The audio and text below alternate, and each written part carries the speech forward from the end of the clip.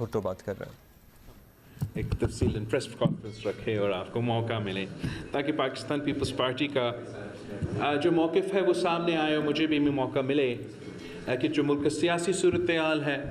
और एक ख़ारजा पॉलिसी के मुताबिक भी एक टॉपिक है, मैं उस पर आपसे मुखातिब हो सकूँ। 90 दिन में इलेक्शंस का जो सिलसिला है उस पर मैं सबसे पहले पाकिस्तान पीपल्स पार्टी का मौक़िफ़ को वाज़ेह करूँ। हमारा तो मौक़िफ़ हमेशा से और शुरू दिन से यही रहा है कि इलेक्शंस टाइम पे होने चाहिए, आईनी मुद्दत के में होने चाहिए असूली तौर पे, और अगर एक्सक्यूज़ मी अगर किसी और ने प्रेस कॉन्फ्रेंस करना है तो मैं उठ के चला जाता हूँ। Thank you. जहाँ तक 90 दिन का सवाल है, उसूली तौर पे आप सब जानते हो कि पाकिस्तान पीपल्स पार्टी की मौक़िफ़ क्या है, मगर जो आज हमारे सामने सूरत हाल है इसमें हमने नहीं, किसी और ने ये 90 दिन का जो शिक है वो उसका खिलाफ वर्जी की है। जहाँ तक 90 दिन का सवाल है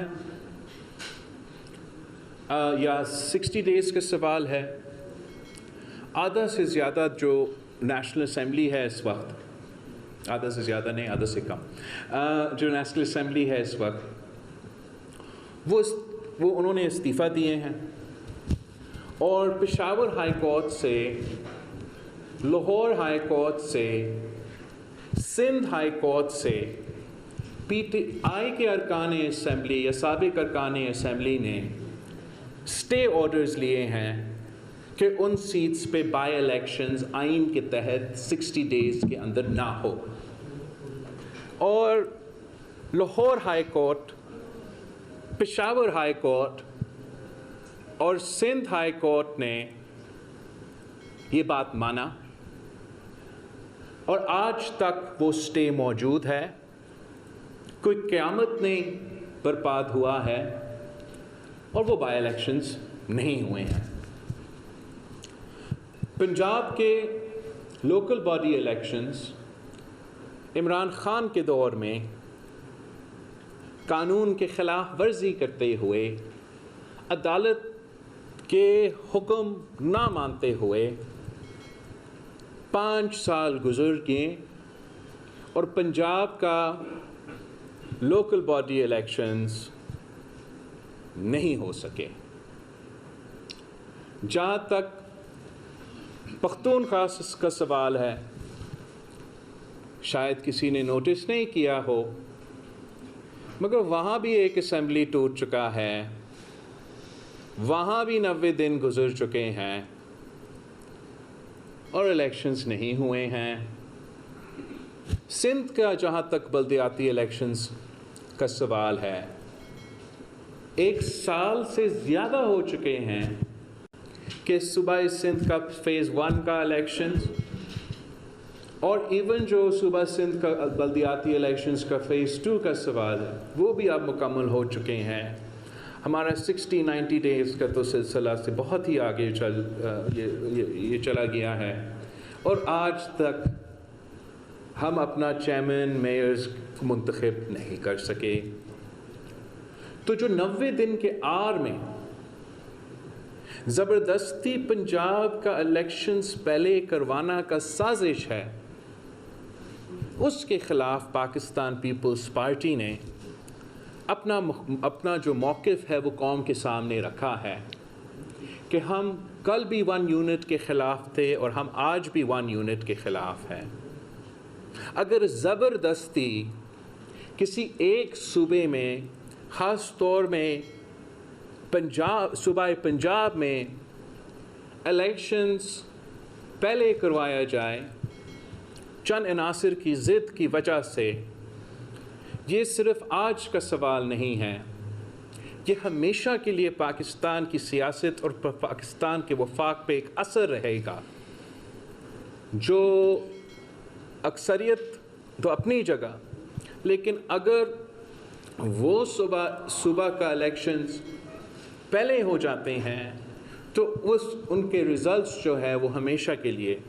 पख्तूनख्वा, जनूबी पंजाब, सिंध और बलूचिस्तान पे असर करेगा। और ना सिर्फ ये हमारा ख़र्चा है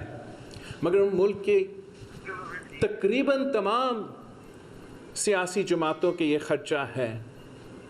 कि ये बैक डोर से एक साजिश किया जा रहा है इस मुल्क में 1 यूनिट लागू करने के लिए। और इसलिए हमारा काफ़ी देर से ये कोशिश जारी है कि हम अपने पहले इत्तेहादियों के इस बात पे मना लें, इत्तेहादियों के एक पेज पे लेकर आएँ कि डायलॉग करना ज़रूरी है। अपना सियासी मुखालिफिन से भी अगर डायलॉग करना पड़ेगा तो उनसे भी डायलॉग किया जाए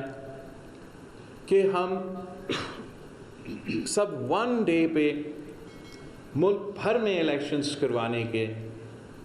हामी हैं। अब जो अदालत की तरफ से एक सिलसिला चलता आ रहा है उस पे भी मैंने नहीं मगर पूरा पार्लियामान ने एक कंसेंसस के साथ यूनानिमसली मुल्क को, पाकिस्तान के अवाम को ये वाज़े कर दिया है कि हम पाकिस्तान का पार्लियामान ने एग्जीक्यूटिव को पाबंद किया है कि आपने 4-3 का जो या 4-2 का जो अब जो फैसला है उस पे आपने अमल दरामद करना है। और आज भी तमाम सियासी जमातें जो PDM में हैं हम मुत्तहिद हैं इस बात पे कि हम पार्लियामान के साथ खड़े हैं और उस फैसले के साथ हम खड़े हैं। आज जो अदालत में कुछ एक सिलसिला चला और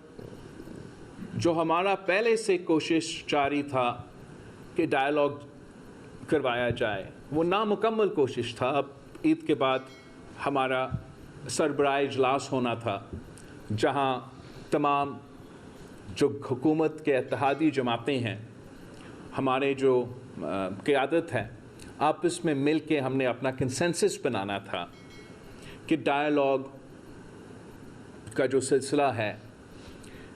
उसको आगे लेके जाने के लिए तरीक़ेकार क्या हो सकता है। आज जो मैं समझता हूँ, इसलिए मैं ख़ुद इस कंसेंसस पैदा करने में काफ़ी देर से मैं मेहनत करता आ रहा हूँ और गिलानी साहब को, कायरा साहब को, नवीद कमर साहब को एक डेलीगेशन के तहत ANP के पास, BNP के पास, बलोच अवामी पार्टी के पास, MQM के पास, नून लीग के पास, हमारे सारे इत्तेहादियों के पास ये सब चले गए हैं इसी सिलसिले में। और मैं ख़ुद फिर कल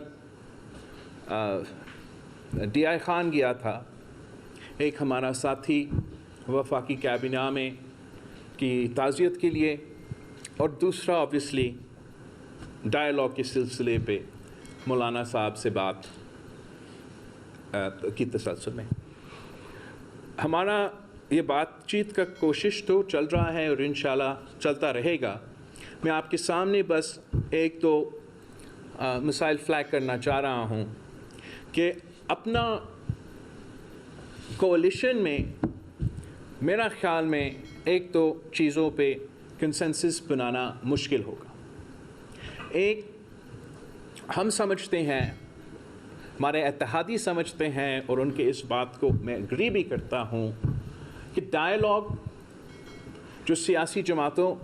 की काम है, सियासत के मैदान का एक अमल है और ये पार्लियामान में, सेनेट में शायद मुमकिन है, पार्लियामान के बाहर होना नामुमकिन है। किसी और इदारा में सियासी बातचीत करवाना, इस पे हमारा इत्तेहाद में कंसेंसस बनाना मेरे ख्याल में मुश्किल होगा। किसी और इदारा को पंचायत बनाना और इस किस्म का सिलसिला को मनाने में हमें मुश्किलात का सामना होगा। दूसरा कि I think it will be very difficult इस बात पे, and I am also in agreement with this point of view, कि no one can negotiate with a gun to their head. You cannot expect कि negotiations पे consensus होगा with a gun to our head, and you cannot expect कि अगर negotiations होते हैं वो successful होंगे with a gun to our head. I don't think कि I will be able to convince all our coalition partners to agree to any dialogue with a gun to our head. Even if they were to agree, I'm pretty certain it would be difficult for that dialogue process to be successful with a gun to our head. So what is this gun to our head? जो 3-2 का फैसला है, जो अक़लियती फैसला है, जो ज़बरदस्ती अक्सरियत साबित करके हम पे मुसल्लत करने की कोशिश किया जा रहा है, that is the gun to our head. तो हम तो अपना कोशिश पहले भी इस अमल के हिस्से थे, आज भी हमारा कोशिश जारी रहेगा। हम आज भी समझते हैं कि सियासी जमातों के दरमियान, सियासी क़ुव्वतों के दरमियान एक बातचीत का जो सिलसिला है वो बहुत ही ज़रूरी है। हम आज भी समझते हैं कि अगर हम इस मसाइल का हल नहीं निकालते हैं तो हमारा जमहूरियत को, हमारा वफाक को संगीन ख़तरा है। मगर जब तक that order is not stayed, जब तक it is not suspended, as long as you've got this gun to our head, how will करें? वो किस चीज़ का negotiate करें while we have a gun to our head? हम समझते हैं कि पाकिस्तान में अगर political stability होगा तो economic stability होगा, अगर economic stability होगा तो पाकिस्तान को जो अवाम के असल मसाइल हैं, इसलिए आम आदमी का कोई दिलचस्पी नहीं कि क्या ये 3-4 या 4-3 का बेंच था। आम आदमी का कोई दिलचस्पी नहीं कि कौन सी सियासी जमात ने कौन सा बयान आज दिया। आम आदमी की अगर कोई फ़िक्र है,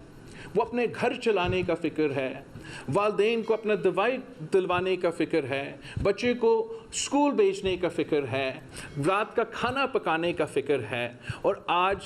जो मुआशी सूरत हाल है उसने आम आदमी का जीना हराम कर दिया। और सारी सियासी जमातें, आप हमसे इख्तलाफ कर सकते हैं, हम एक दूसरे का अलग अलग नज़रिया रखते हैं, हमारा कोशिश